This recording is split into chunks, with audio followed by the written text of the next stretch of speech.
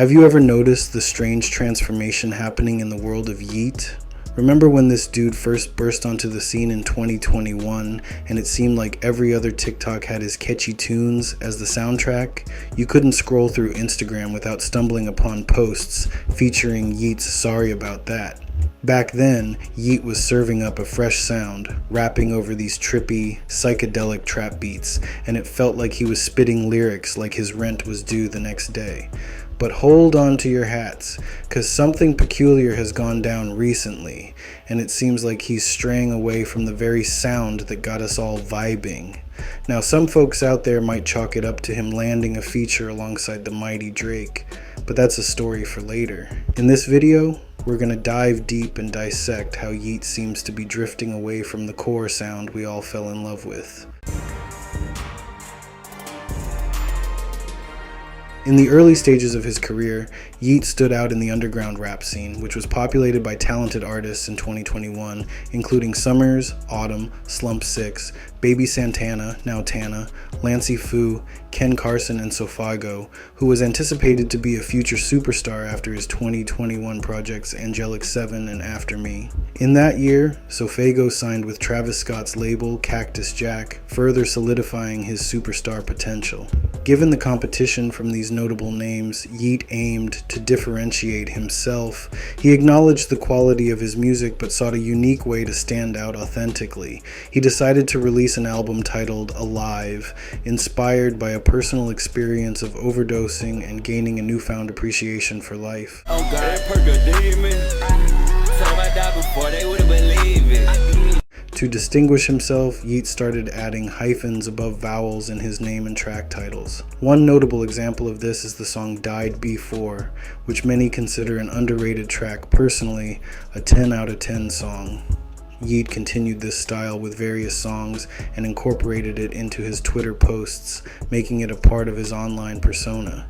Twizzy became a key track on the Alive project, leading him to dub himself the self-proclaimed Twizzy and introducing a new character to his image.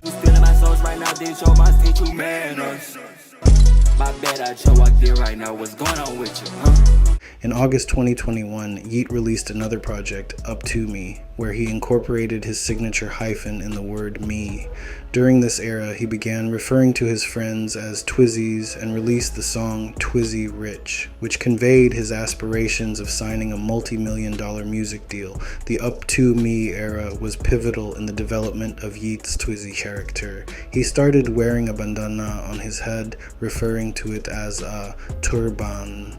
The song Turban from this album further popularized this aspect of his persona. The music video for Get Busy featured Yeat wearing a turban and became a significant success, in part due to its signature bells heard throughout the instrumental.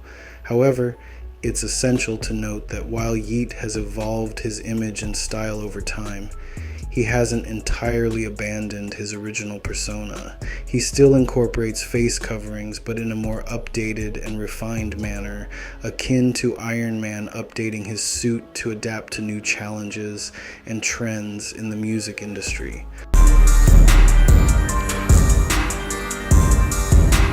Yeat fans, including yours truly, have always held a special place in our hearts for the beats he uses. Picture this. It's like Travis Scott's psychedelic vibes took a dance with Lil Uzi and Playboi Carti type beats, and in the mix, there's a sprinkle of EDM synths to spice things up.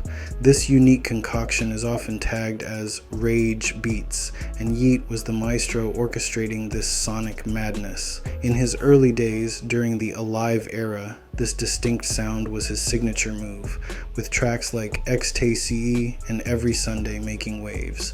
Every now and then, he'd toss in some heavier tracks like Died Before, where Yeat would go ballistic. This trend continued with the breakout track Sorry About That from the 4L project, showcasing Yeat's energetic rap over intense rage beats. Following the success of Up To Me, he kept the hype alive on tracks like Got Rich, Rockstar, Trendy Way, Ya Ya, Turban, and the monster hit Money So Big. Speaking of Money So Big, many think it's the quintessential Yeat sound. However, if you take a deep dive into his projects, you'll find that only about 6 to 7 tracks are full-throttle hype tracks in his earlier projects. After the triumph of Uptone and Money So Big, Yeat decided to bless fans with what they craved: upbeat, rage-filled music.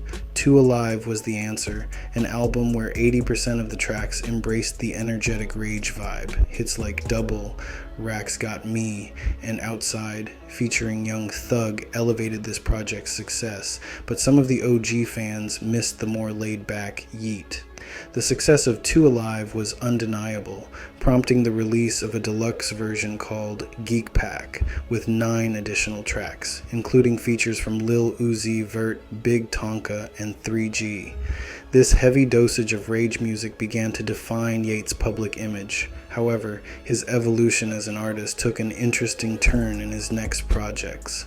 Life presented a darker, down-tempo sound, with just one track keeping the rage alive. And in his latest full-length project, Afterlife, Yeat further deepened the low-tempo vibes, a polished rendition of his OG sound. A fun fact, Yeat has been the wizard behind the curtain, handling the mixing, mastering, and recording for all his projects. While we might miss the high-energy Yeat from Two Alive, his recent ventures into darker, down-tempo territories showcase a more mature and evolved artist. The rage side might be on hiatus for now, but who knows when it'll resurface in a Yeat surprise.